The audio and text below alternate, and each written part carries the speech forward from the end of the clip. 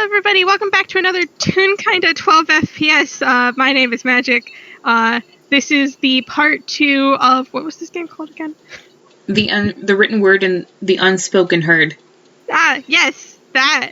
If you haven't listened to that, we recommend go watching that first. And I am playing Seeker. Yeah. And also, I am here with my lovely friend and partner. Hi, I'm Authenticity. Today I'll be playing Coriolis of the Vengeful Dead, local panicker. Yeah. You know, it just occurs to me I don't actually have Seeker's sheet up, so go ahead and do your prologue. Do that. So, we start out with a view of the ship the night before, and the Vengeful Dead has sunk in multiple times. It's also been, renovated and cared for very carefully, despite the fact that it's a horrible, horrible ghost ship full of horrible, horrible things. But the people who sail it take care of the ship the way that you ought to take care of a ship. That being said, as the camera settles on an outside perspective of the ship, you can see, the lanterns and the movements of the night crew. It's not so much of a full crew as there would be if they were on the seas instead of just parked in the port. But you can see people milling about on top. But you can also see the various holes from where it's been sunk and mended throughout the body of the ship light up with what looks like lightning. And there is several sharp, ear-splitting, ear-popping whistles. And all of the people on the deck start milling around and with much more frenzy and efficiency than before. And the camera zooms in on a dwarven woman who seems to have been half dissolved into sea foam. And she pulls out her a butcher's knife. And starts heading down ship at an escalated pace. Pushes back a small toddler with a knife, also undead, who is going in the same direction, who whines, but obediently heads in a different direction. And she basically runs into Coriolis holding Seeker, and she tries to stop both of them, but Coriolis it basically gives her a tired we're fine, everything's okay, and kind of steps over her because they are very tall. And different crew members who have also heard the noise and come from different parts of the ship are converging on. Okay. Discord. I'll miss them so much. Quit telling people I'm dead. Anyway, I'm sorry, continue. You left off with Coriolis stepping over Nona. Yeah, they step over Nona because they are literally that tall. And she kind of looks after them, sort of disbelieving as different crew members converge on where they were. And all of them go, "First mate Nona, what's happening? And she just goes, "Back to your post. What is this, a party?" And she sort of tails them as they go up to the deck, and they scale the mast and they climb into the crow's nest and they just sort of curl up like a couple of wounded dogs.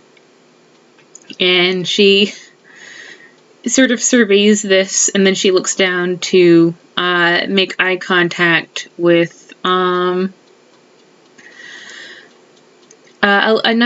undead who's converged on the deck. A little gnome in very nice, if very oily clothing, with the shark tooth dentures. She goes, "Just keep an eye on them, will ya?" And Sharky nods. And they go back to holding down the ship until dawn. And as dawn rises, Seeker wakes up alone in the crow's nest, and he can hear voices down below. What a comfortable way to wake up. I am going to roll a wisdom check instantly. Don't mind me. Everything is fine. Everything is kind of fine. I will also mention, he's swaddled in Coriolis' coat. Still. And also technically their shirt, because that was what he was last wearing as a dress anyway. Yep, because someone decided to dunk their entire self in the ocean. It And was me, by the way.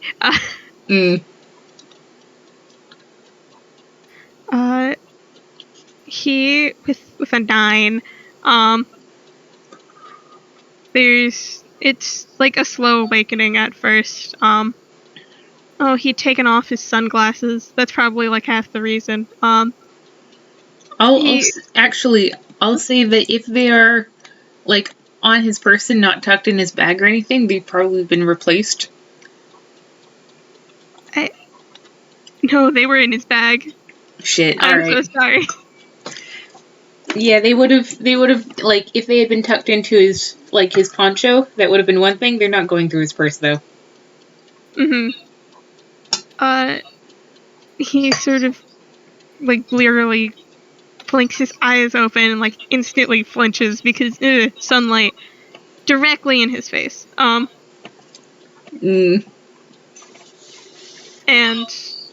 it's bright. He's somewhere. He can smell the ocean. He can hear the ocean. And just it. They have a connection. I have not forgotten about this. And as Seeker remembers, I think that it, like, very quietly in the back of his head, he can sort of make out a voice being like, leave me alone, I don't want to have this conversation, please leave me alone, I need to get back, this is so pointless, I need to get back, please stop talking to me. Give me a second, hold on. No worries.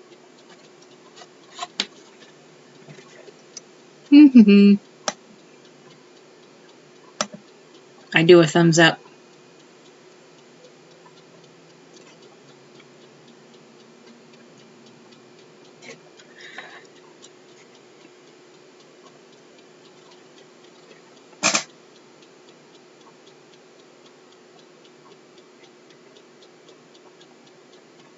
Hey, can we pause the recording real fast? Apparently I left a mess down in the kitchen. I completely forgot about when I was eating lunch. Absolutely, 1 sec. For me. I've already started. I'm so sorry. And we're back from our little mini break. And, I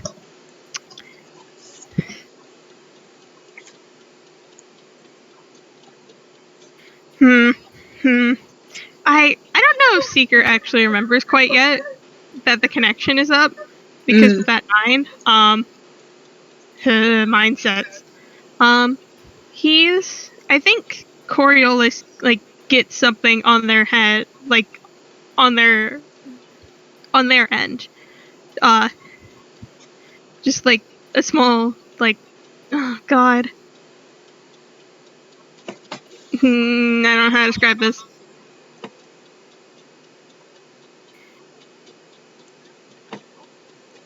I gently pat you. There's like a half thought of like a where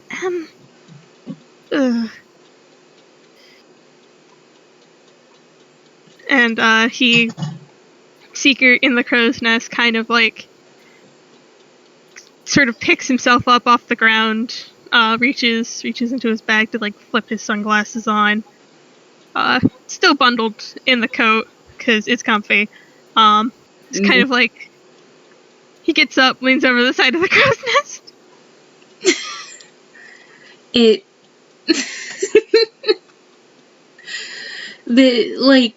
the very quiet monologue in the back of his head sort of spikes with it. I need to get back. Oh my god. And below he can hear Coriolis say to someone, I will take this under advisement, truly, if you'll excuse me. And then the ropes on one side of the crow's nest, the rigging goes taut, and he can probably see them starting to crawl back up to him. Is there a very like angry dwarf down at the bottom? She's stomping off. Been ditched. She's been ditched. God. Man, Seeker just kind of like blinks, and there's a good morning? Is it morning? Good morning. Like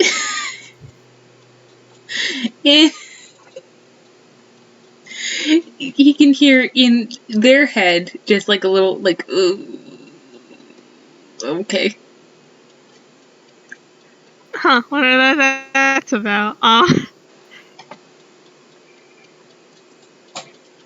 So,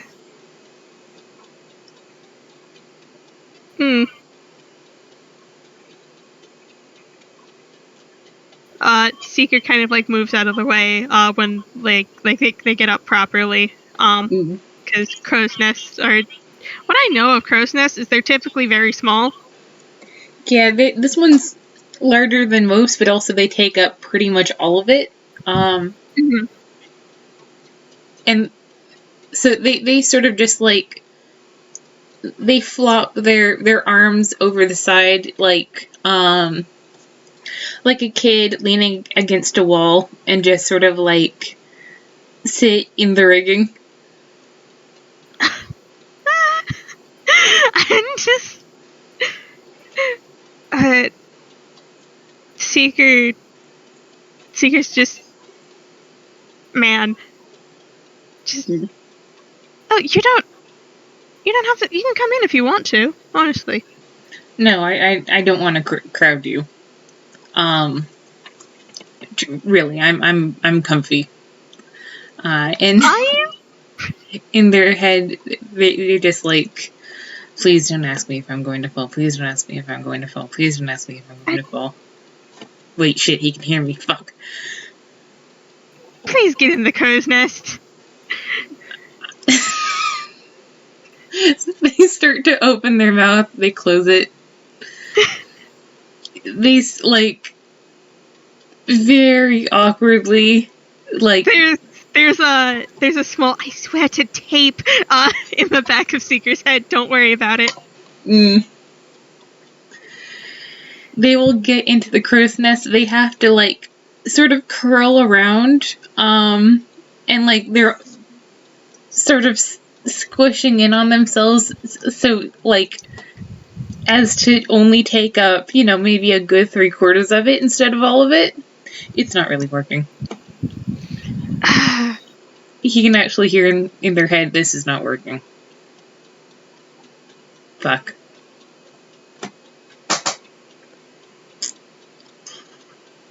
Seeker's giving me modern problems require modern solutions.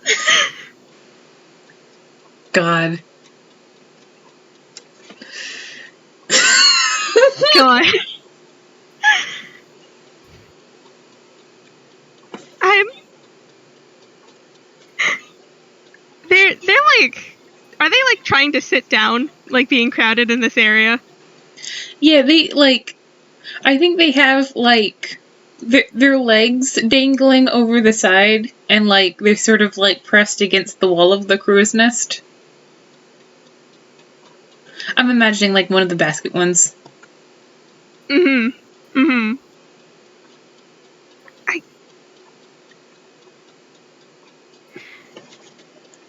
Hold on. Seeker just like walks up. There's oh boy. I have to describe his mental thought processes. We did this to ourselves. We did this to ourselves. And you know what? With everything we put these two through, we probably deserve it. We probably deserve it.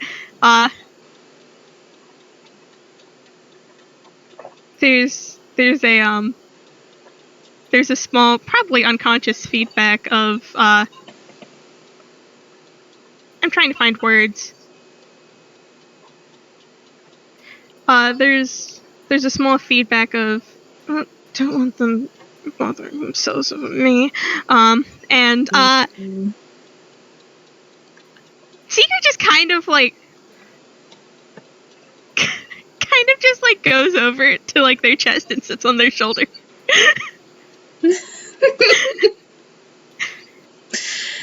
Now you have the entire crow's nest to yourself. God, their first thought is like, fuck, now if I fall, he'll come with me. Don't worry, I have feather fall, it's fine. They squint like, which feather? Like, I think that like there's a little, like, in their head, he can hear like, would feather fall? I'm really heavy. Feather fall will be fine. They blink because they didn't say that out loud. Like, it's just like, God, there's no way to keep from annoying him, is there? There's no way I can not.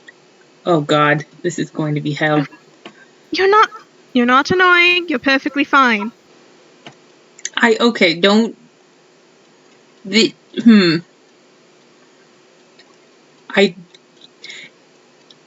It feels odd to ask you not to reply to my thoughts when this is going on, but also I don't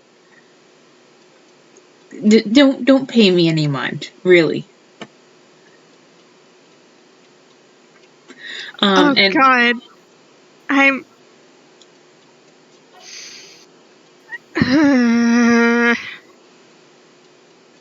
There's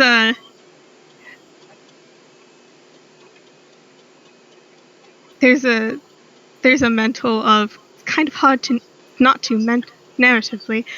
That's still subconscious. No, really, you're fine. I'll attempt not to respond to you. There's immediately there's a very clear spark of curiosity. Just like, what does he mean narratively? Is he going to tell a story? Are we part of a story? Are we both different stories?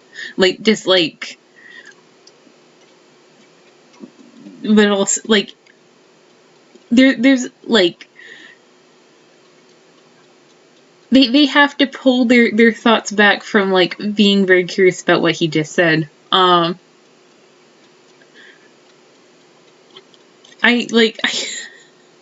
They're giving me just like sort of a jest so that they're more in the crow's nest. And like they start to like adjust Seeker where he's laying against them, but also like they're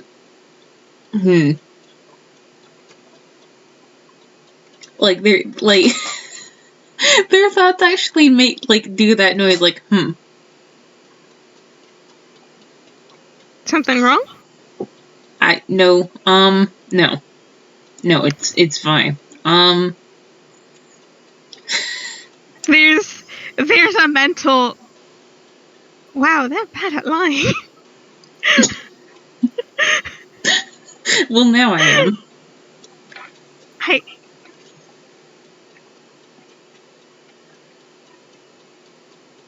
didn't even have to like react to your thoughts to do that. No, you just sound like a bad liar.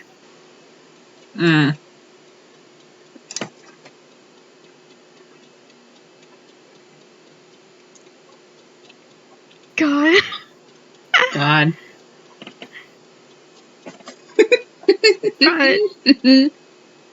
To answer your... Oh, fuck, I said I wouldn't do that. Shit.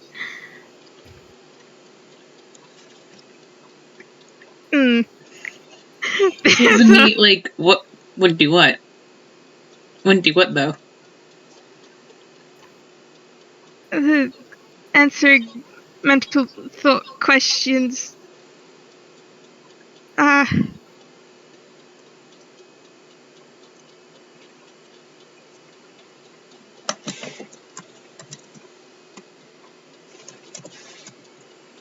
you typing in the right zone? No, that was something different. Oh. But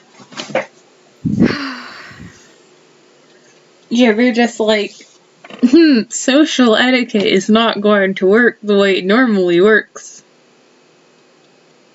God. Just... There's... Oh, boy.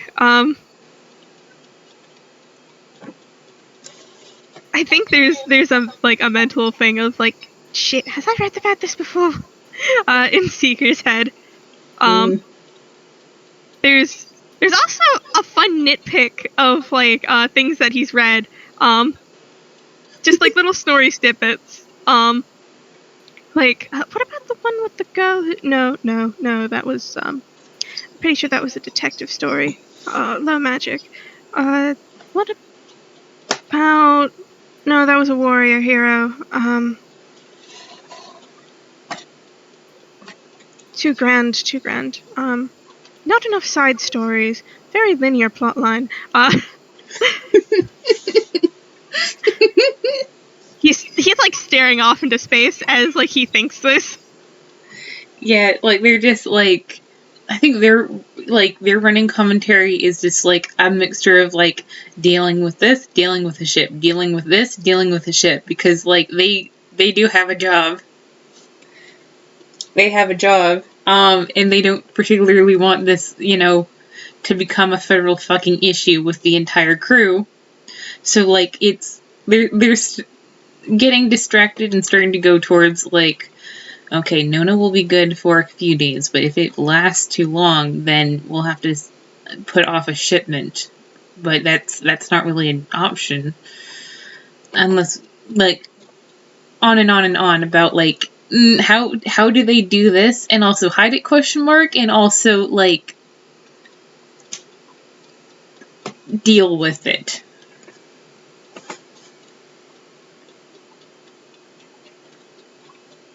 Hold on, I am going to roll a history for Seeker.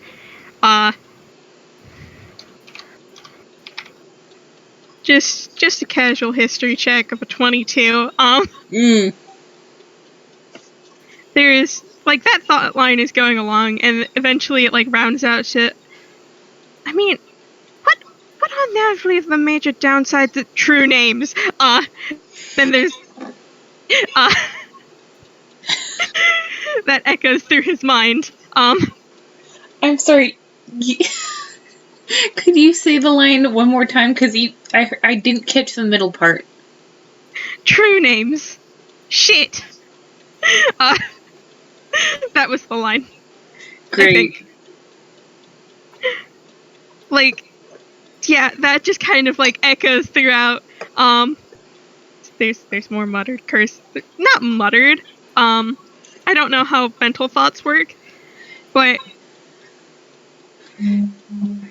no, yeah, it. Hang on. Hi, beloved. Hi, dear. God damn it. Where did I leave off at? Because I didn't notice you left. It cut out a little bit while he was thinking something true name shit. And then you were talking about thoughts and alternatives to saying they were mumbled. Yeah. Thoughts are usually set at the same volume no matter how much you try to scream or whisper. It's obviously meant to try to be a whisper because, mental space. But there's just a lot of curse words. Yeah.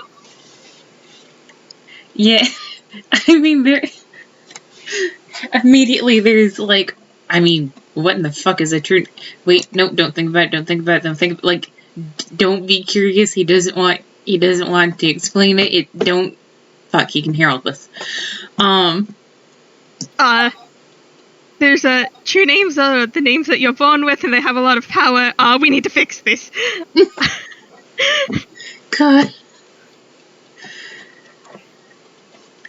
God, there's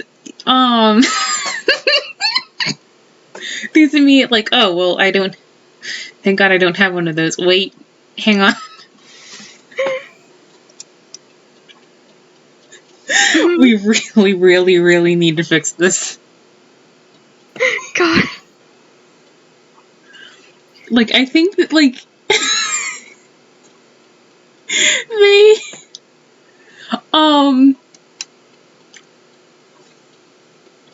I think that they, like, how to say this? Like, they're trying to do the mental equivalent of, pulling their hands over their ears, but it's not really working, because that's not how thoughts work.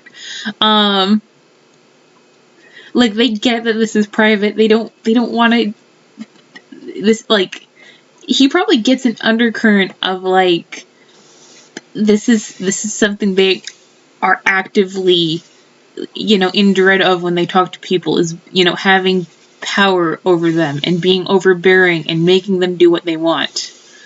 Like, they don't like using force, and this feels forceful. It doesn't feel like it doesn't feel like something that either of them are okay with.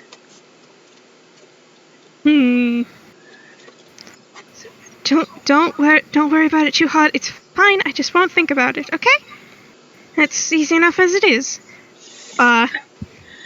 There's an actual trail off thought of with the whole beat of right. In his head.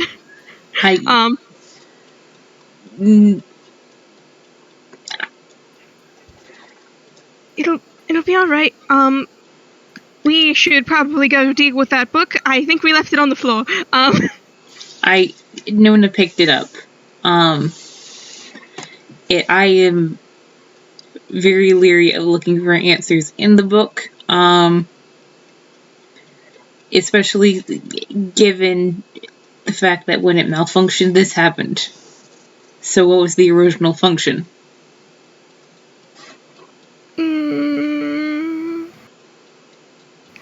Can I roll an Arcana to Sure. maybe have Secret theorize about it? Sure. Okay. It's a 6. It's a weird fucking book. Fuck that book. Like, Seeker like, thinks about it, and Coriolis, you can hear, like, well, it's something with hypnosis, so maybe it could... Something to do with mind links. At least I didn't get possessed again. Again? Was that loud?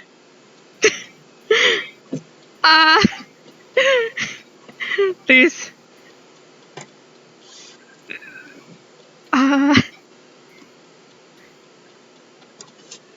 Shit. There's a don't think about the potty, don't think about the potty, don't think about Gabaroth, don't think about it. God, hang on.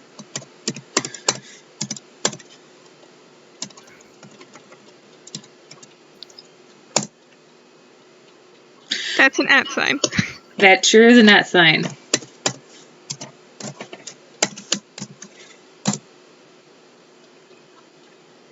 An 11, yeah, that actually tracks.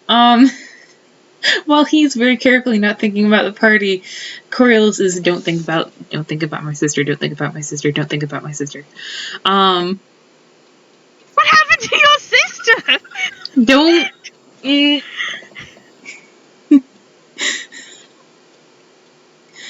There's an echo of lore in the back of his mind as he's been thoroughly distracted.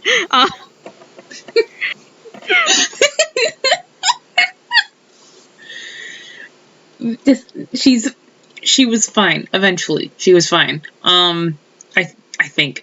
I don't want to talk about this right now. Can we go? Yeah, sure, we can go. God, like within 11, like they're trying really hard to just like brush this off, move past it, don't think about it. But also it's kind of what it's the whole pink elephants thing. Mm-hmm. Yeah. So like I think he gets, maybe even like flashes of like a tall girl, taller than you, with very intricately braided hair, blue skin, and sort of sparkling eyes, like almost like she's thinking of something that amuses her. But the sparkling becomes unnatural. It becomes something ethereal and disturbing and unnatural. And she turns to you and raises her hand, and then the memory cuts off. And like they're avoiding that with all of their being, which means that they're not, like, it's not going away. God.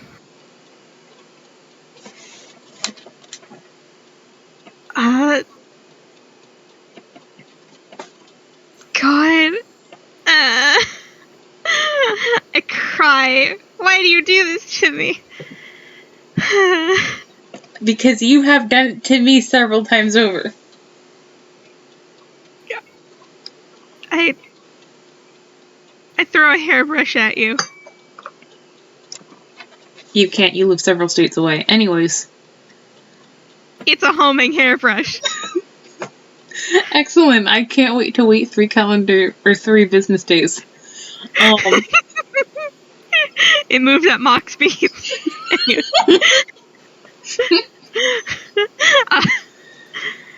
Oh, that's right. We were doing an FPS. Right. There's a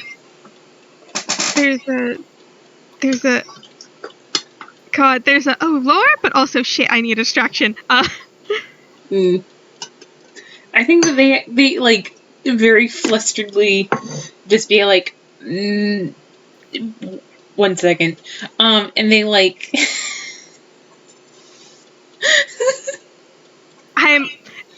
I'm so sorry. You also get like the feeling of like just after the word distraction of like the gut instinct of jump off crow's nest. No. God. Like they go to like hop over it, and then like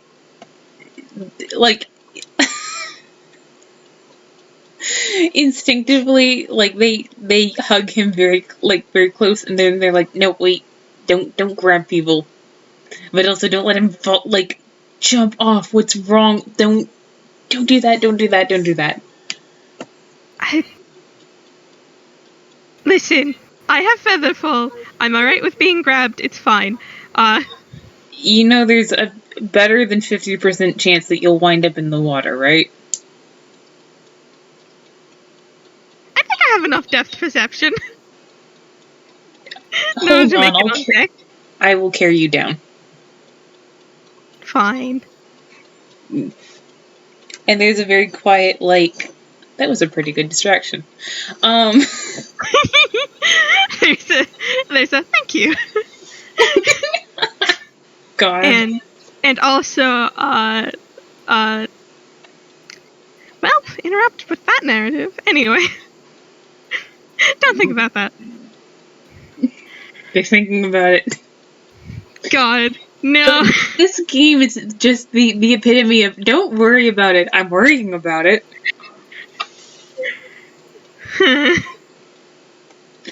God. I think there's a, like you can feel Coriolis as they're scaling sort of like put on their social skills. Like it's a coat that they're struggling on. And they're just sort of like, the first crew member that they see available, they ask to go get Seeger's things. And they very, like, depthly move so that there's a crowd between them and Nona so that she doesn't intercept them. And they ask another one to please make sure that May gets to her dance lessons later. Tonight is the last session and she doesn't want to miss them. He can feel how flimsy their sense of command is, but they are the captain. And they do their job as well as they can with all of their being. God. There's like that like quiet, like thoughtless observation. And then like the idle thought of oh boy, did I give a name to Coriolis for a nickname? Why would something flap in the back? I don't know. Sorry. Weird noises. I think I gave them the name Maelstrom. Maelstrom? Maelstrom. Maelstrom. I think I'm saying Maelstrom because I know there's a character named Maelstrom, and I keep remembering that character, not Maelstrom, because I keep saying, I don't know. No, the name is Maelstrom. Or the actual word is Maelstrom. Maelstrom is something that I don't know what that is. Is it? I think so. I am very bad at English. No one's good at English. Anyway, there's a well, Maelstrom. New character detail. Maelstrom seems to be very not assertive at their job, but they have spirit in it. You write that down. Their voice falters in the middle of a sentence, but no one but him would notice. And then, before you know it, you are... shit, narrative interruption. Don't know what any of that means. And you are given back your clothes in a neatly washed, freshly laundered pile. And with those in hand, Coriolis steps off the boat altogether. Where are we going? Where are we going? I don't know.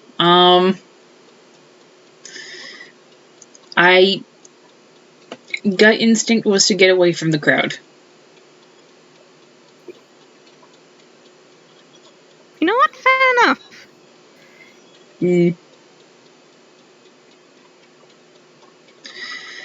There's also a mental note of doesn't like crowded areas. God,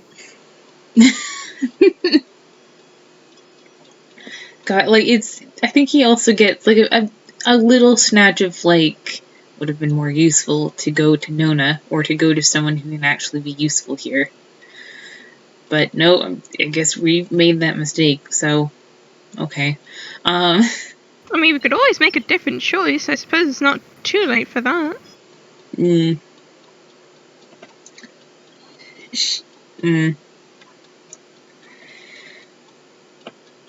Like, it's not so much, like, regret, it's more like the thing that they want to do is not what they think they should do. But they look down at him, and they look back at the ship, like, I suppose, if he... if Nona's the one that you want to go to with this. I mean, who are you thinking of going to? I don't truly have anyone other than her. Just Then... never mind. I can flag down Nona if you need me to. No, I want to know, what are we doing off the boat? They don't know. They just wanted to be off the boat because the boat was what caused this. Hold on, I need to roll one thing, because I think Seeker would have realized at this point. It's an 11. It's above a 10. It's above a 10, but also not amazing. There's a small, like, shit, I've affected the plot. Fuck it. Keep going. Shit. Just in the sort of back of his mind, Question, did he say affected or infected? Affected. Affected. There's very much like a not great vibe, that comes from that. Do you, I mean, do you want to take some time away and then come back when you have a clearer head about all this? We can. Yes. I'm going to make you roll insight with advantage because I don't think this is something they consciously think. It's very deep enough. Advantage. Also, I can't see I got a 2 and a 19. Okay. With a 19, there's a moment of sort of this instinctual, like, sort of the same way that, like, your heart skips a beat when you miss a step on the stairs. Like, there's this, like, there's a moment of, like, you know, sort of, like, oh, for God's sakes.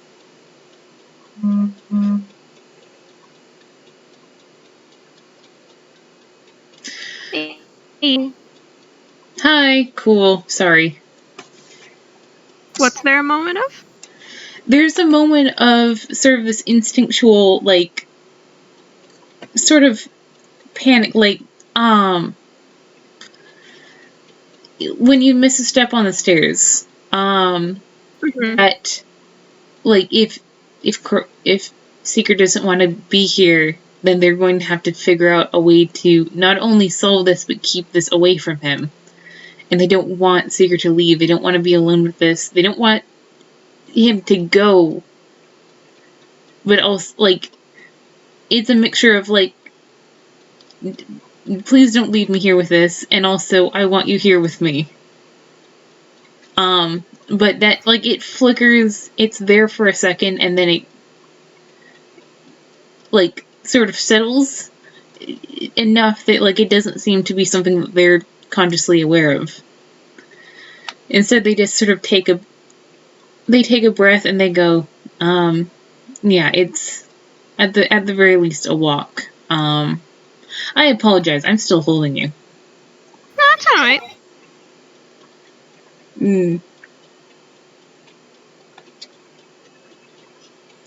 So yeah, just that's the end of it. Like there's no more thoughts because he's still, like, mentally he's still chewing over, like, that feeling that they had. God, I don't know if it's expressed words, but there is the vibe of, like, there's where I narratively fit. Right. Got it. Okay. There's a vibe of that. It's not really words, but it's just a vibe.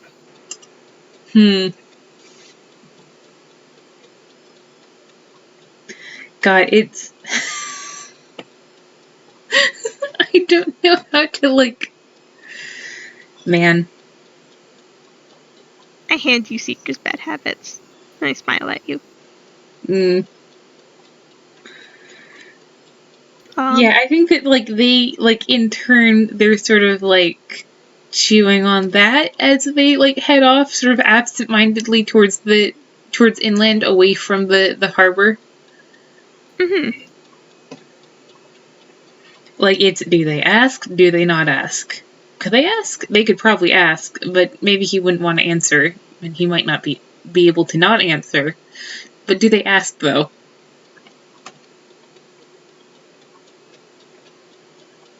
Seeker's like half chewing over like going like where they should go if they want to go somewhere on a walk. Maybe they could get like ice cream. Ice cream's pretty good. You probably shouldn't eat ice cream. Depending on what type of ice cream it is. But he still wants to eat it because it tastes good. With sugar. God. It's been 46 minutes of just them waking up and then 15 minutes of, like, getting off the ship and deciding what to do with the day. Yeah. Listen, you didn't give me a plan on how to solve this. You just told me there's a part 2, and I was like, yes, part 2, and then we did a part 2. We're doing a part 2. God. I know we have to go talk to Nona at some point. For now, we get to be fucking... I don't know. We get to fuck around, find out. Indeed. Seeker, my boy, is currently just sitting here. There's... I do a wiggle. He's trying... You can see he's trying to, like, trace a mental map of Toontown. But it keeps not working because, like, it's just, Corner Street goes over to Simpleton's in, like, Faruma. Shit. How did this town go again? He keeps getting, like, the street names not mixed up, but, like, keeps replacing them with different streets from, like, completely different cities. God. It probably doesn't help that, like, as they sort of, like, ruminate, like, in sort of, like, this daydreamy sort of way, they're just like, what if this street went that way instead? That could be cool. Or, like, if it was circular, from above it would look like a mandala. Would it look like a mandala? I want to go check. How do I don't have the fly spell. Ooh, the fly spell could be cool. Maybe I could go find that sometime. God. I think that, like, Coriolis will, like, just wind up heading, like, probably towards the area, like, along the shore, towards the area where they met Pigeon, because they know there's not a ton of, like, people there. So, if they need to act weird, they can.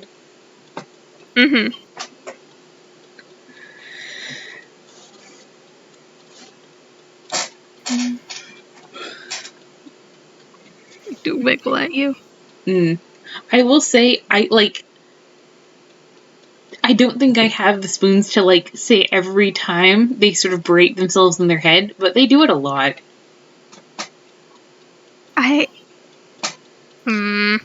Like, it's... Like, whenever they need to make a decision, they're impatient with themselves. Whenever they,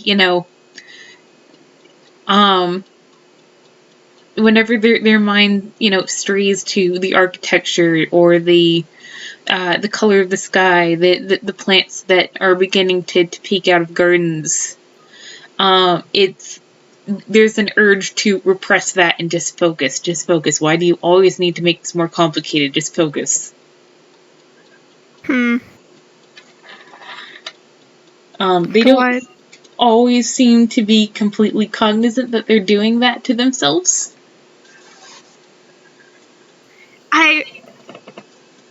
God, I almost have them want to roll something to see if they even, like, suddenly as they keep doing that over and over again, there's just this, like, there's this, like, innate urge in Seeker to be like, that's not a great character trait. And, there's a strong feeling of wanting to flick them in the nose whenever they do that. I mean, I can roll, I guess, perception to see if they notice that from him. I think it would be insight, technically, which is fun. Sure. 22. Yeah, hey Coriolis, whenever you want to do that, you get, there's an intense urge from, Seeker, who is still in your arms, by the way. He has not left. He has not, like, wiggled in any direction. He has just been vibing. There's just probably, like, a quiet stream of conscious of, they don't really take any downtime, do they? Well, that's not great. If they're refusing to do anything other than focus, we're not even really doing anything. It's like, it's every time they do that. And also paired with, like, the intense want to flick them in the nose, but also there's something that makes him not flick them in the nose. Like, I think they just kind of give him a strange look, and he kind of gets the feeling of, like, what's his problem? This keeps coming up. What's his problem? I'm not saying anything. What's the problem? The problem is your thoughts are very loud. You're out here to relax. Technically, focusing that intensely is not relaxing. Their expression, like, they make a little bit of a face, like, oh, well, sorry, I suppose. In their head, he can feel them just wilt like a puppy. Like, oh no. They're being annoying. They knew this would happen. Oh no. Hey, can you... Seeker flicks you in the nose. And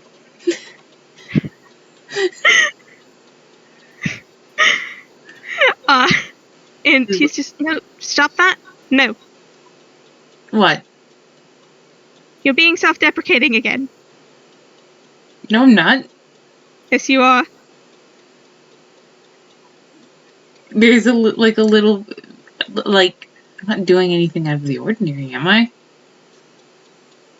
You are thinking very loudly, and you are not annoying. You're doing perfectly fine.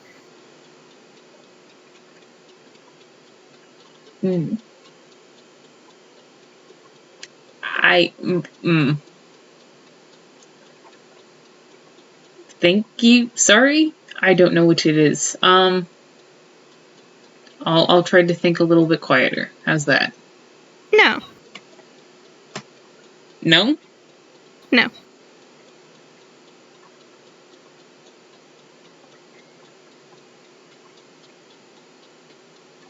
God.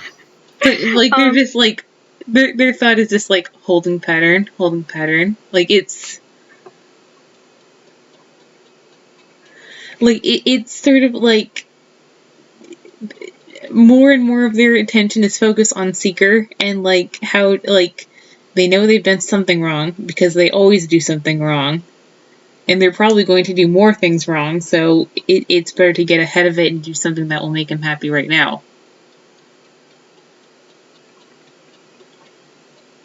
You need a therapist. Probably.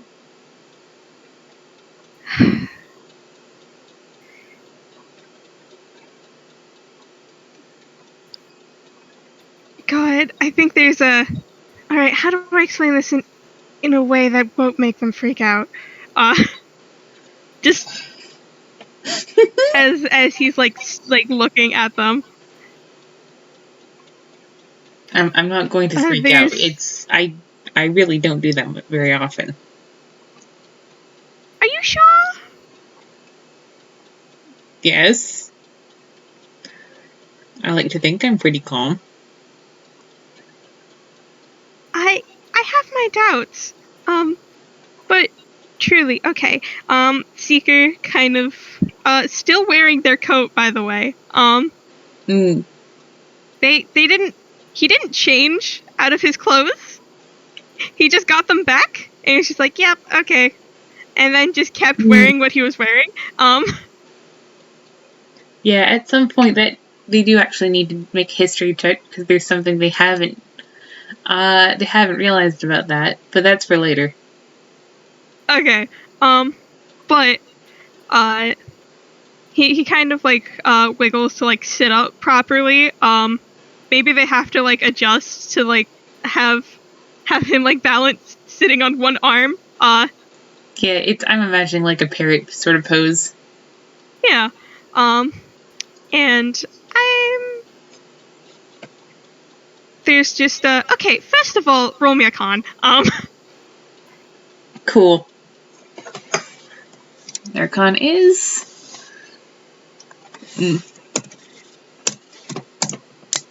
10. And I probably just because it's something so innate, Seeker doesn't even think about it really. And you are kind of like, you don't like fall over or anything, but you are mildly surprised when his head meets yours in a loud bonk that kind of like rattles your skull a little bit. God, there's a moment of like, oh, like, it's like, oh wait, I've done something wrong again, but oh, also that's kind of cute. Thank you for calling my customs cute, I guess? I don't know.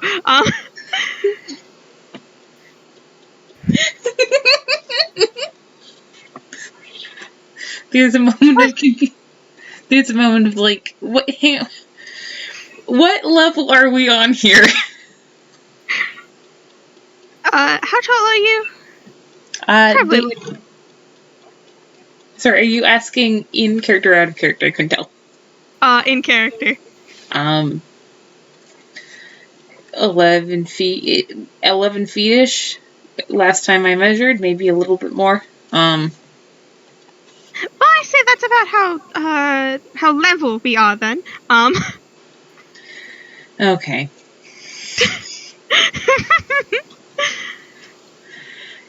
There's a moment of like, there's like an offhand like remark of like, if it weren't so heartbreaking, it would be a good thing that he's not going to meet my uncle. I will ask you about your uncle later. Don't worry. Great. Oh, fantastic. First of all, you have not done anything wrong. I am just very concerned about you. Just, I don't know. You need time to relax, time for yourself. There's a pause as Seeker tries to like wrangle the words. And during those thoughts of wrangling words, there's a main character bullshit. And I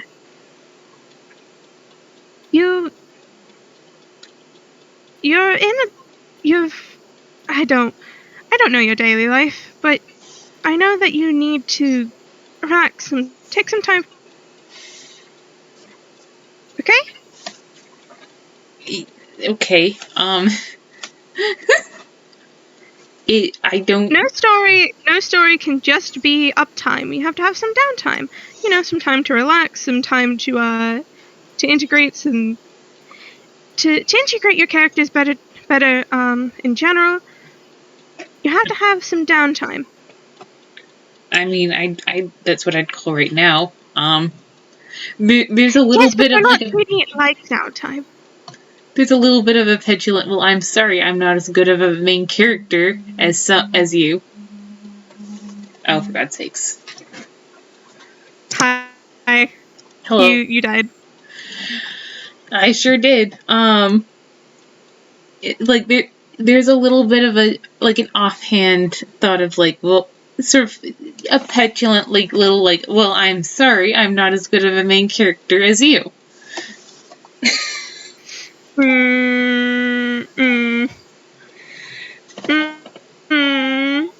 But they're just like, no, it.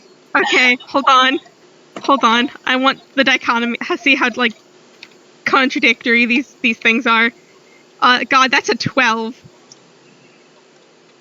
Oh boy, that even that I don't think that.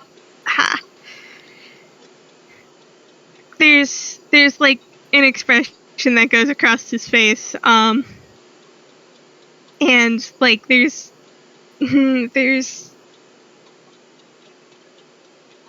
a like some like feeling of wrongness like in his chest at that specific like thought that like they can get a feedback of. Coriolis will remember this, but I don't think they know what to make of it right now. So it's just sort of like a thing. But they're just like, no, it's it. I'm.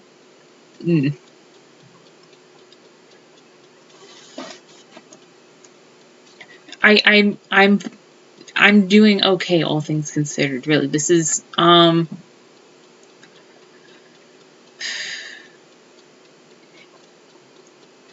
it's hard not to want to keep going. Let's just say that. But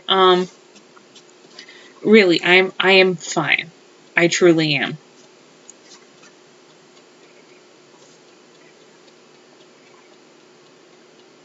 You are a terrible liar.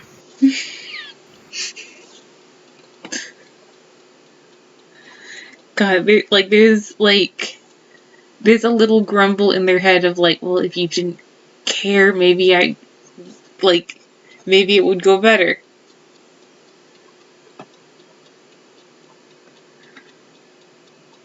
But I do care about you and your silly little problems.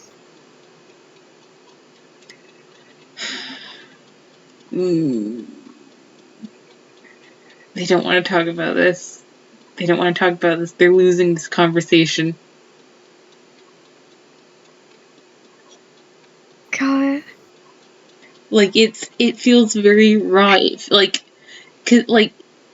There's the uncomfortable awareness that if this was them talking to someone else, they'd be saying things that would be very much like, not exactly like, but very much like what Seeker is saying, and they're aware of that and they don't like that. Seeker doesn't give them like a full force head bonk. Just like a small rest before heads together. I assure you, you're doing fine, but you need to take a moment to relax, okay?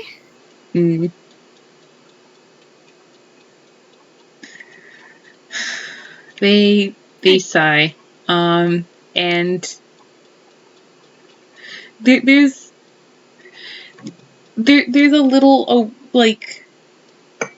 kind of God, a puppyish, like, if this is going to make him happy, then of course I'll try.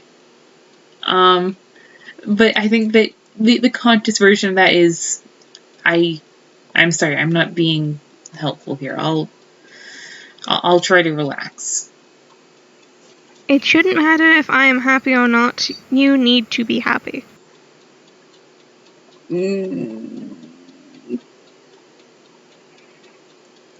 God, they you know what?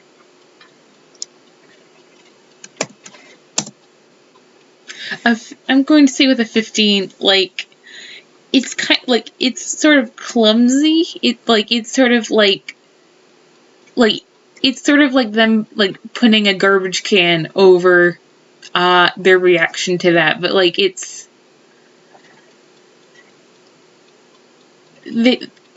he can feel them take a breath and actively try to calm their thoughts and actively try to change how they're dealing with this.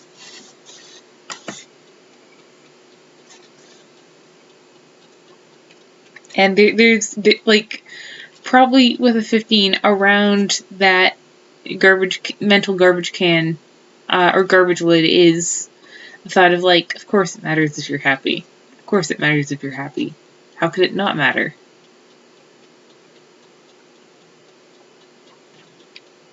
There's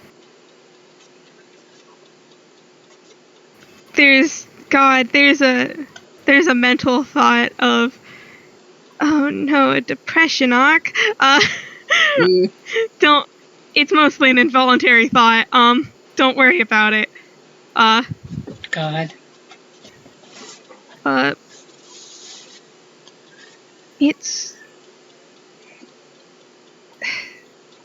If you want to value my happiness, that's your own choice, but you should also value your own happiness. Okay? Okay. Seeker stares at them. We stare back. I'm rolling insight. Sure. No, that's a 1. You believe him wholeheartedly. They're probably going to start therapy tomorrow. There's a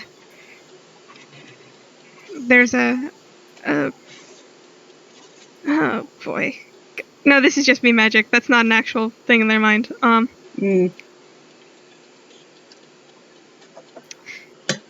There's like an echo of, okay, this is fine. They'll be fine. Of course they'll be fine. Of course. Story hasn't ended yet. And he does like a nod. Alright. Do you want to go do something to like actually relax? Sure. I think you had the thought of ice cream. I've never had that before. You've never had ice cream?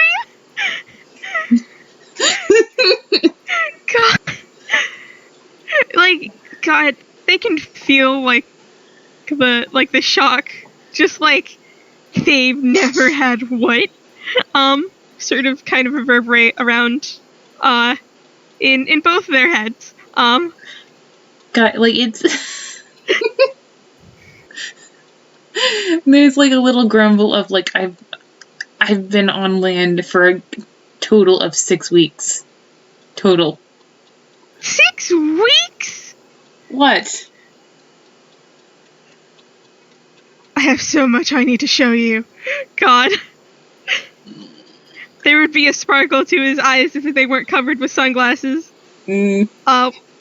While he's still wearing their entire outfit. Anyway. Yep, I think there's the vague urge that like they want to ruffle his hair. They want to ruffle his hair. He's being charming. And they bet he'd get mad. God.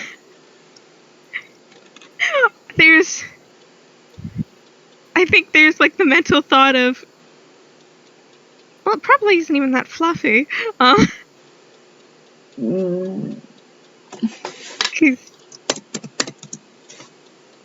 have horrible news, Seeker.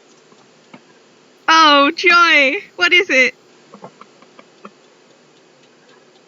Your hair is being extremely, extremely ruffled. There's an eye, and Seeker tries to like bat their hand away. but also it's comical because they're also like he's also still just sitting on their shoulder, like sitting on their arm. God, like there's a little like tidbit of like, oh my gosh, it is fluffy. It's so fluffy. How is anything this fluffy? It is not. Stop it. God. You were the fluffiest person I have ever met.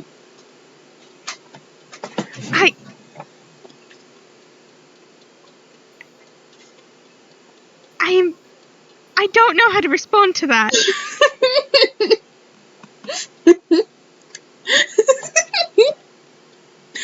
God, like. Tallis, that is a grand idea. Roll another con. Oh my god. Tell us, why have you done this?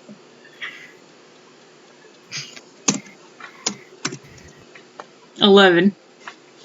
11. You're probably also blindsided by this one because he gave no real warning, except for maybe like there's like a fond feeling in Seeker. And your head gets bonked with another clang. God, like it's their own, like their immediate gut reflex is, oh no, I've been head bonked by Fluff. God. I hate you so much. That is very obviously a lie. God, like there's just like a wash of just like funness. God. Just like they're not only, you know, like having fun and in a good mood, and like they're very, very grateful that they get to be here with him in the sunlight doing this. Like just this specific situation, they are like they are treasuring it. Mm-hmm. Also, I know we still have like a lot more to go because I do want to go to an ice cream parlor. Do you want to take a break because we're at the hour mark? Yes, we can. All right. We might need to do a part 3. Shit. I'm so sorry. All right, recording paused. And we're back. Hello? Hi. God. There's Coriolis. You guys finally we finally make it to an ice cream shop. After much getting confused and like looking at road signs, finally get to an ice cream shop. It's you have to duck through the door. But miraculously, you're tall enough to stand in this place. They are without, like, honestly brushing your shocked. Yeah, it's, you know, it's just a normal ice cream shop. You got like your seating, you got like a door to the outside in the back.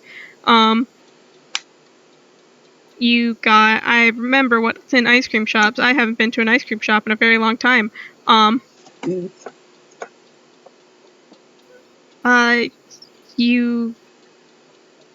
haven't been to an ice cream shop, actually. Do you want to roll a perception? Sure.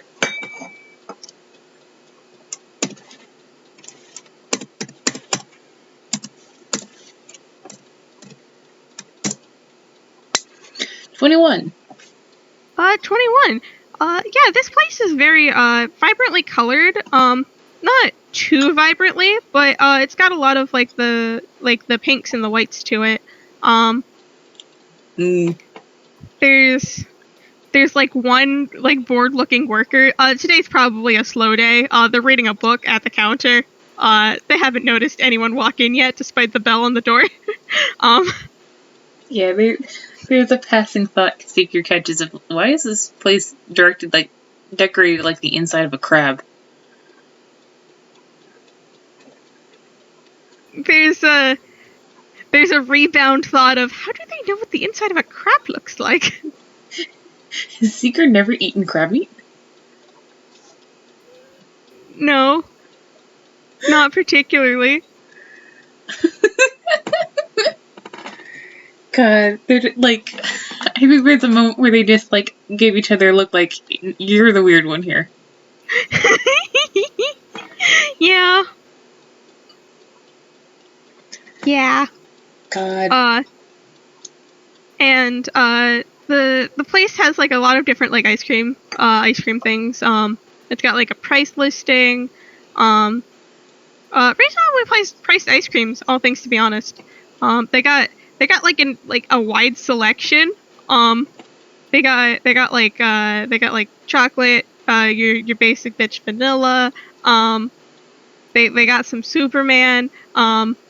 They got some good ice cream flavors.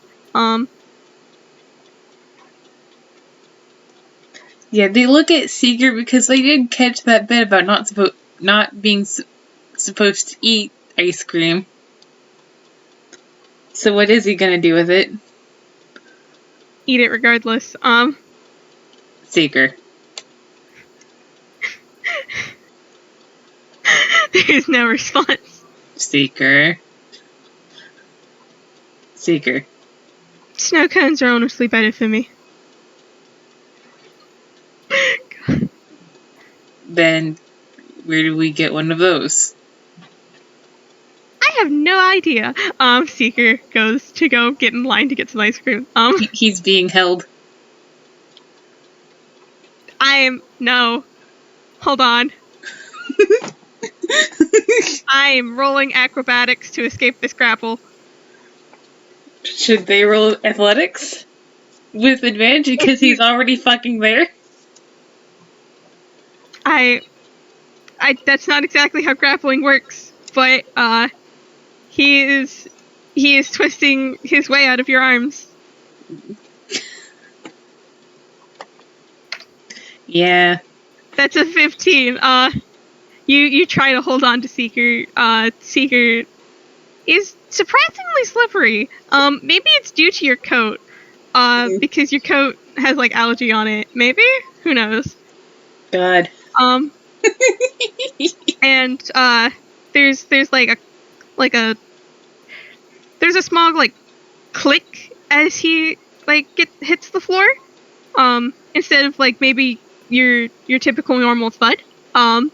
Because this is like a good tile floor, and there's like the clomping sounds of hooves, strange hooves, because he has metal plates at the bottom of his hooves. Don't worry about it. He never took off his tap shoes. And like walks to the front of the line. God, can they? They're surveying the menu. Is there like non-dairy options? See if I remember any non-dairy options. Sorbet. Yeah, sorbet's actually pretty good. Sorbet's actually really good. I've had sorbet. Yeah, sorbet's good. Sorbet. I can't daydream about ice cream. God damn it. There is. Seeker's mentally debating what to get because, God, there's so many flavors. Only like a few of which are sorbet, out of his mental option list. God. But yeah, there's a few non-dairy options. There's a few non-dairy options. There's also like I'm doing a snap with my fingers because I'm trying to think. There's also like those there's like pre-made like combos like ice cream sundaes. There's like those fudge bars that you can also eat.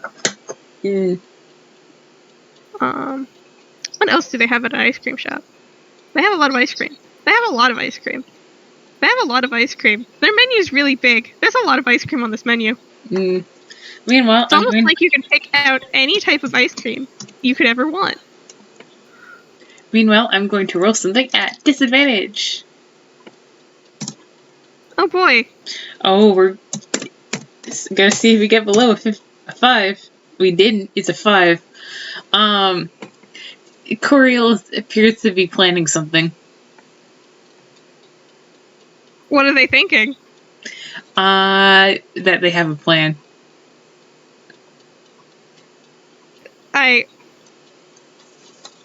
Like, it's like, do you ever have, like, the thought of, like, I'm going to be devious? I am going to do a devious thing. Yeah.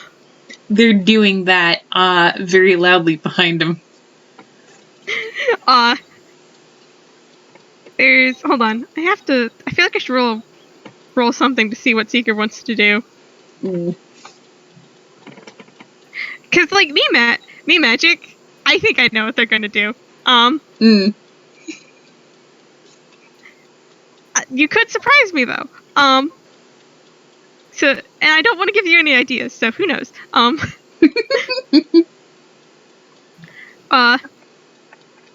There's a small call of Maelstrom, how much ice cream do you want? How much ice cream does one need? I'm getting you a double scoop. Okay. They have no choice in this. And he goes through his bag with a little rustle, kind of like looks over the menu, like waves at Coriolis to come like follow him, and like goes up to the counter. There's a bored looking dog tune at the counter. Very bored looking dog tune.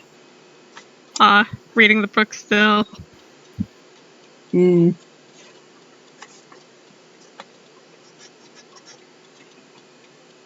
you want me to voice the dog tune? No, I got it. I'm just trying to do words. I need a name for this place. Fuck.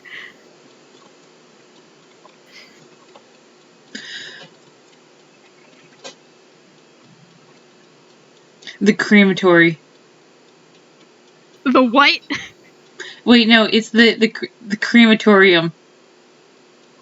Okay. A crematorium is where they cremate people.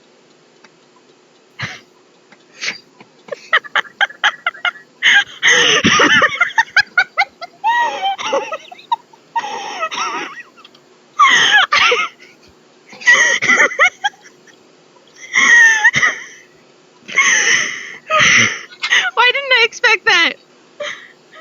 Why didn't I expect that? Okay.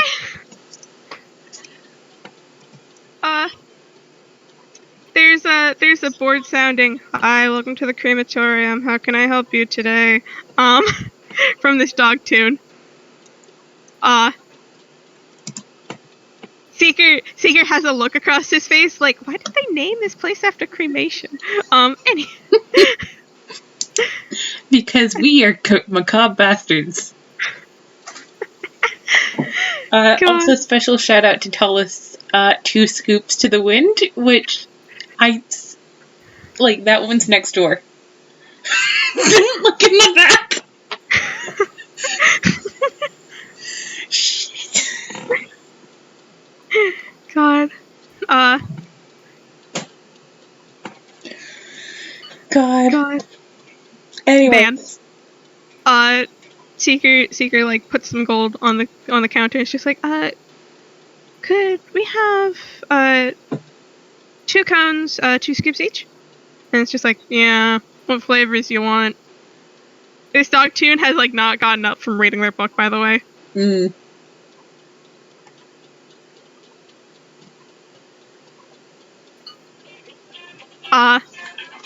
Seeker looks back at Coriolis.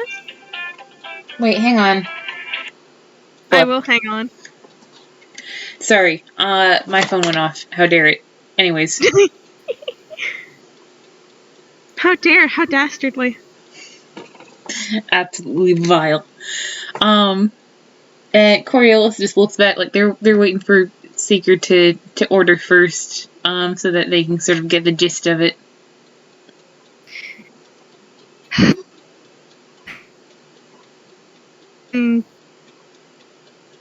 Seeker is mulling over his options once more.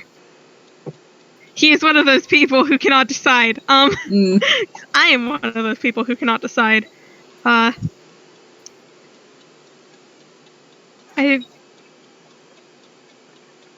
was the combination I was like taking in?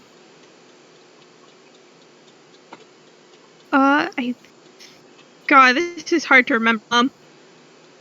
He takes like one raspberry sorbet, because that's raspberry good. And another scoop that's just banana, because banana also good. Actually, I'm gonna go with lemon instead of banana. Nice. And the dog tune gives like a diss the other one. And they point up to the menu, which I have decided has pictures, and they go, what's that green sorbet? I think I'd like 2 scoops of that. Which green one? That green one.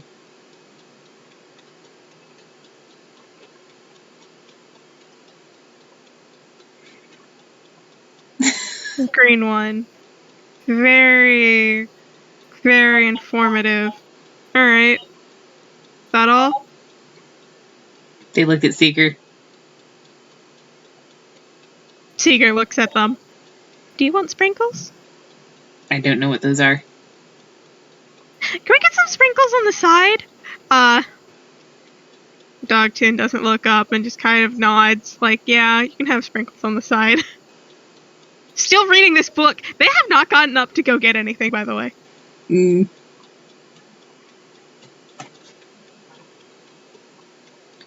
And that's it? I do believe so. Alright, your order's over there. Like the camera pans slightly to the left, and it's just sitting on a tray. Magic, consider. The cones are shaped like urns. The cones are shaped like urns. This is they're made. It's horrible. I think the bowls would actually be shaped like urns rather than the cones. Maybe the cones have like this like pattern to them that kind of makes them look like they're on fire. I think that's somehow worse. Yeah, that'll work.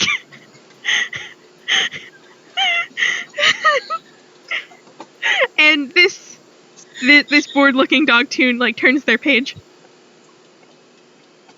Well, that worked out well. Seeker takes the tray. Hands Coriolis their cone. With the 2 green ones. Yep. And if you don't like those, let me know. We can go get more.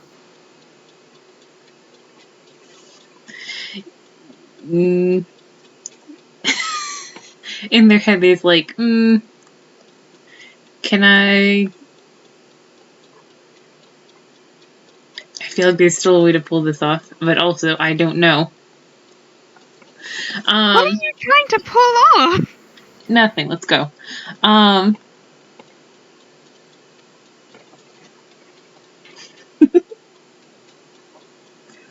Seeker is just looking. He's looking. Where are they leading him in this restaurant? Apparently, yeah. You're able to sit down, Coriolis. The chair is a little bit smaller than you'd probably prefer. It's normal chair size. I mean, they could probably sit down in a booth instead, actually. There are booths in this place. A booth would be bigger, technically. Hun, that's not how booths work when you're really, really big. They are not a thin 12 feet tall, I will remind you.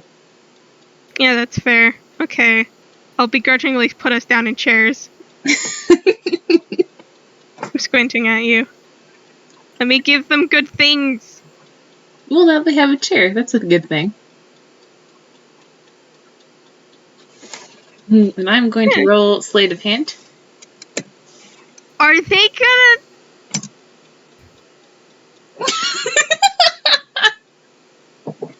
That doesn't even, like... That... No. Seeker makes that. I think for perception. Just... That sleight of hand. Describe what you wanted to do here. I think that part of the problem is that Coriolis doesn't quite know what they want to do. Like they put like they hold their thing out in front of them. They pick it back up. They put it down. They're very obviously considering something. Like it looks like they're trying to do a math problem. Could you roll me a perception? Okay. That's a nat 20. Behind them, you get a better look at the picture that they pointed at, the green one, which is a special one for Feytoons.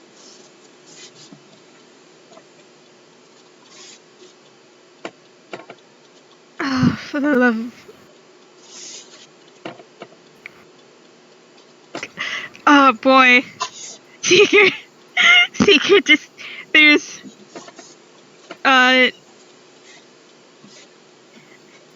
like a... Oh, boy. Descriptions. He like puts a head, like a hand up to his head, in a like, oh brother sort of manner. And there is the thought that runs through his mind of, right, main characters are like this about things they, yeah, and just, all right, fine, give it here. They exchange cones. They exchange cones. And I think they cock their head and they very slowly go, why am I a main character but you aren't?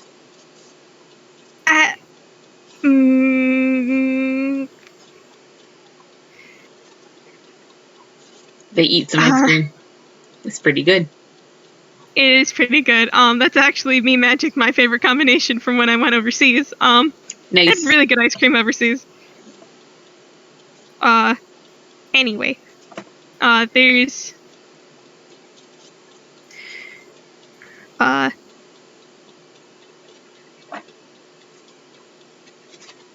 There's just a pause.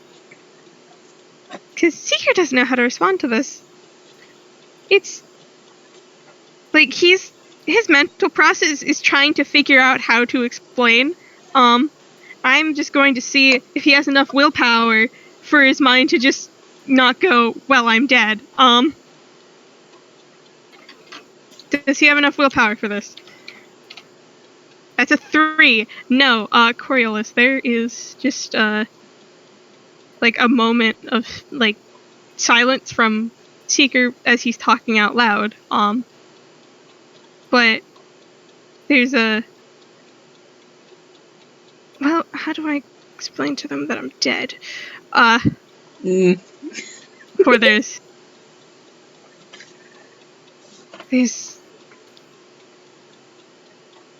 Oh, how much do I have to explain on that? Wait a minute.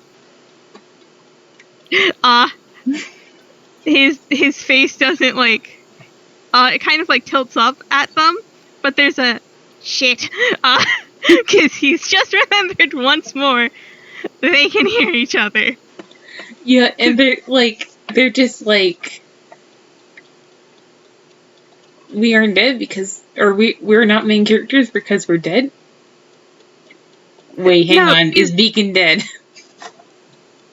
No, it's complicated. You are still a main character. you are also not technically dead.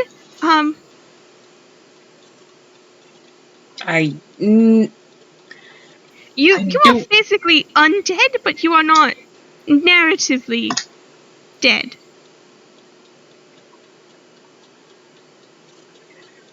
I don't, I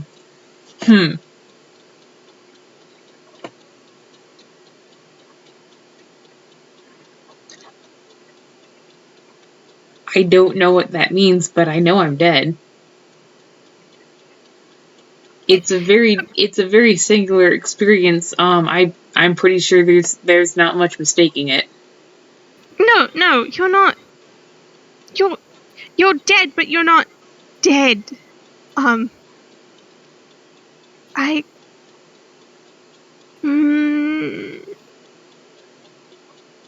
There's a fuck, how do I explain it? Religious values inside his head. Great.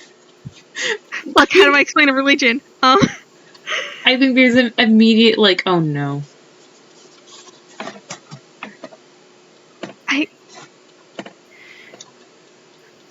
I suppose it all of life is a story, and there are active sort of plot lines, and there's inactive ones. I'd consider yours pretty active, noting you're an undead sea captain that's risen up out of nowhere. Well, not out of nowhere. I know where you've risen from.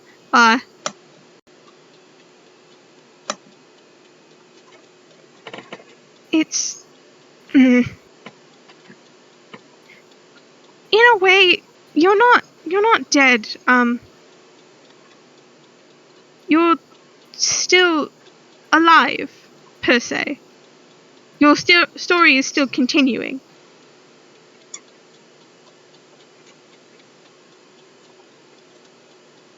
I mean,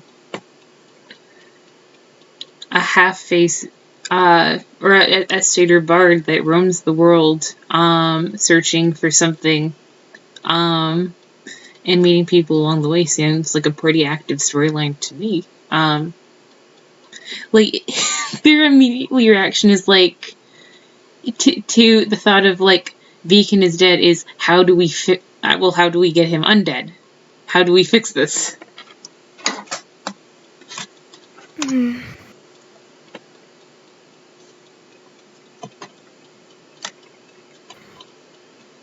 God. Oh no, now we're digging into his fucking mental shit. Okay. It's fine. Like, it's... they're just like, they're honestly just like a little like, they're more puzzled than anything else. Like, they don't understand what he means. They don't understand, like, of course his story is active. Like, look at him.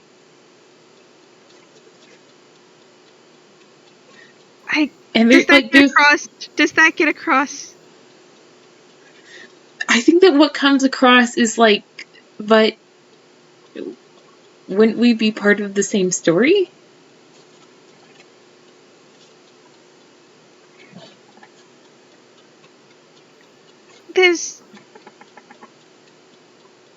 I apparently have a lot of plot ties.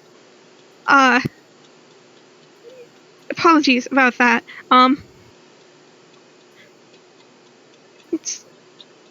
It's complicated. Can we drop it for now?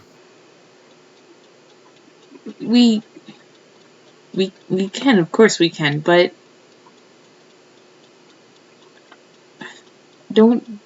please don't apologize for being here. We looked for a very long time for you. We looked, well, you don't want to hear about it, but,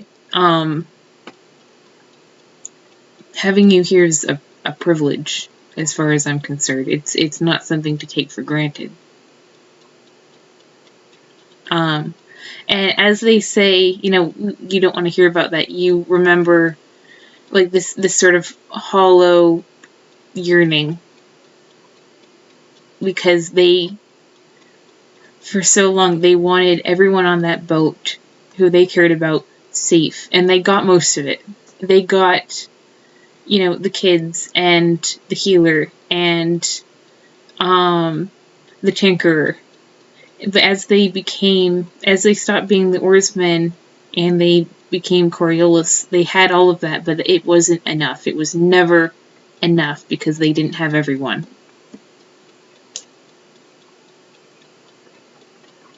I lay down. Like, there's this sort of, like, searching feeling. Like, it's, like, they don't want to bother him. They don't want to annoy him. They don't want to, put themselves where they're not wanted. But they don't understand either. And they want to.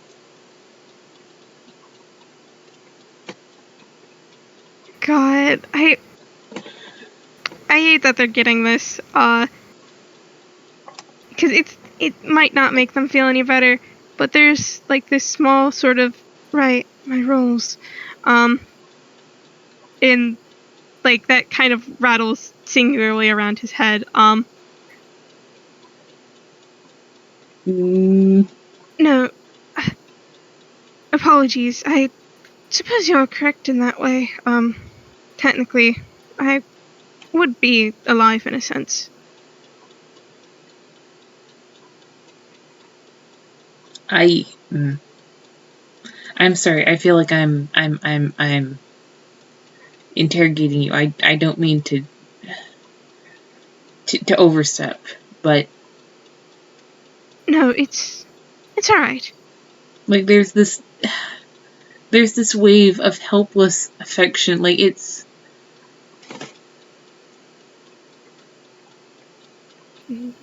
like they're considering what the story would be without him, and it makes them feel very cold.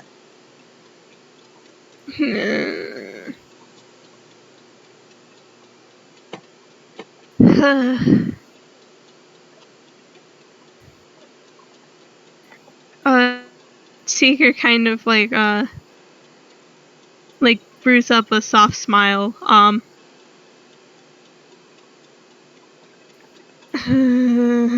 is his emotions doing this? Stop it! No, fuck.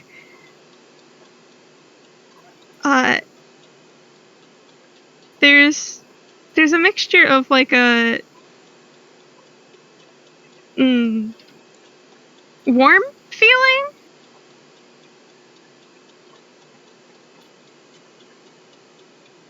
like mixed and muddled, and it's like there's how do I describe this?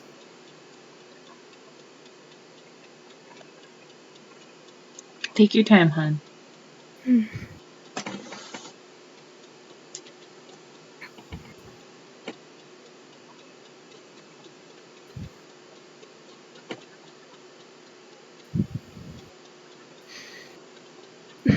Actually, can you roll?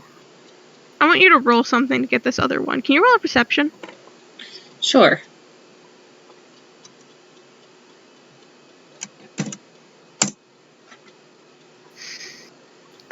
20. Like, consciously realize it, but it feels like there's something, like, in that emotional pool that kind of, like an emotion that's trying to be let out, but it's not. Like, there's some sort of, like, mental blockade that's sort of keeping it inside wherever it is. That Seeker may not even be, like, consciously aware of.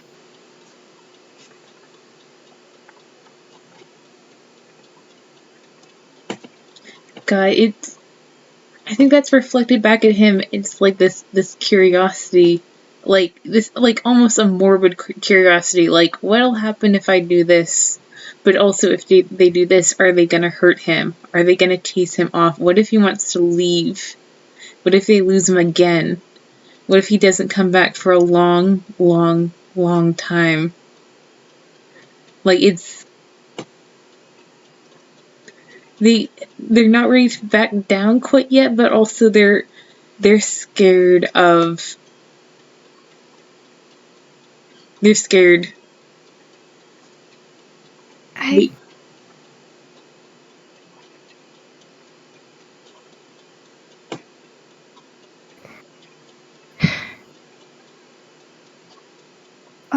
Seeker takes a like there was an instant reaction of when they thought, is he going to leave?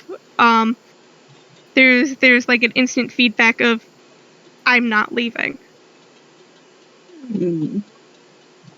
And as their thoughts kind of trail a bit, he like focuses very hard on that one feeling and like pushing it forward.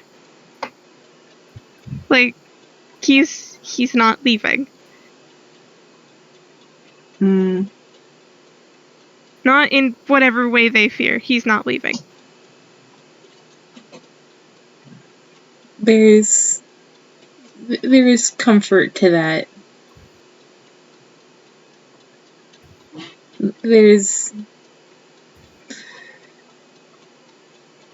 man, I shake my half giant. What are you doing? I think Clown music plays in the background as both of their traumas activate at once. Yep. I think they just like reach across the table and like take very careful hold of his upper arm and just a very gentle squeeze and then let go. There's a pat from Seeker's other hand, like as their hand is resting on his arm. His very small hand in comparison to theirs. And I'm alright. Do they need to roll insight? They can. 19.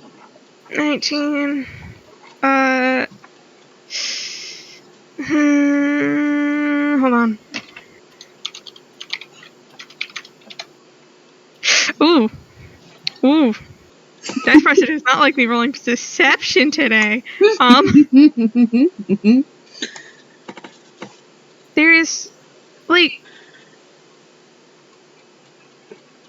he's as fine as he's going to get right now. Let me put it this way.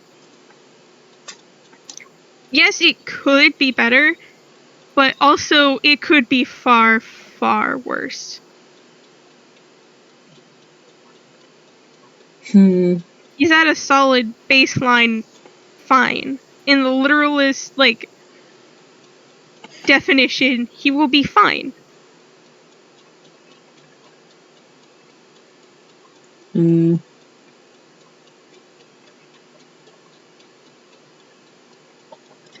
Can they tell if the physical contact helps or hurts? Or does it do much?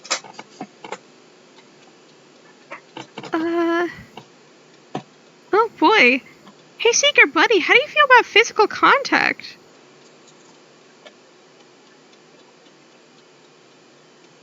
He doesn't mind it. Let's go with that. Like, it's not something he'd actively seek out for, like, 3 reasons. But it was okay. It was nice. Actually, hang on. We might have to pause the recording again. Oh, okay. Sorry, audience. 1 sec. Same. Alright, so due to real life stuff, we're going to end the recording for part 2 here. And we will, part 3 will be up shortly. Thank you, wonderful, patient audience for listening. Yeah.